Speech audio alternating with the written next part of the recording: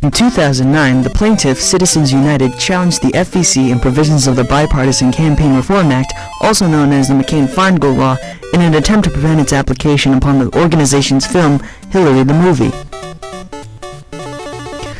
The McCain-Feingold Law, created by the Federal Elections Commission, had put many restrictions on electioneering communications, which prevented funding of such communications to be broadcasted 30 days before a primary and 60 days before a general election.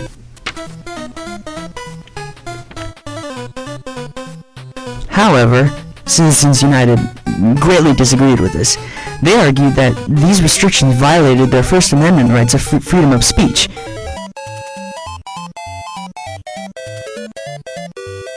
The United States District Court for the District of Columbia at first denied this injunction, claiming that the broadcasting of the movie was indeed unconstitutional by violating the BCRA.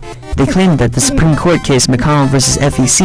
had upheld the provisions of the BCRA and that the movie itself only appeared to discredit Hillary and thus was advocacy for a different candidate. Nonetheless, the case went to the Supreme Court.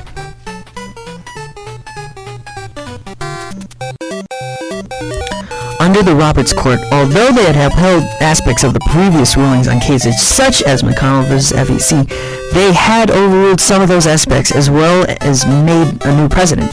For instance, they overruled from those previous cases that political speech may be banned based on the speaker's corporate identity.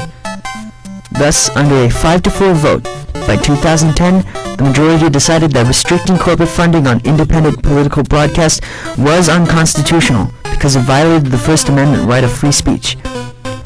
This is because they felt that under a democracy, political speech is necessary regardless if it's from a corporation or a citizen.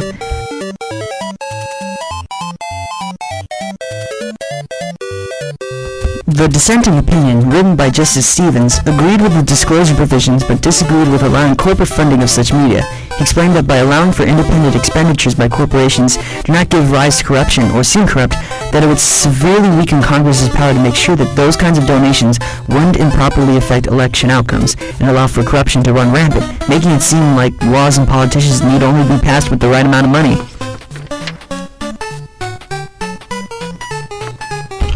What was important about this case is that it now set a precedent that many people feel will change the way in which influence on politicians and their campaigns come from. Now it would seem as though the richer you are, the more power you would have to be able to better get your speech across.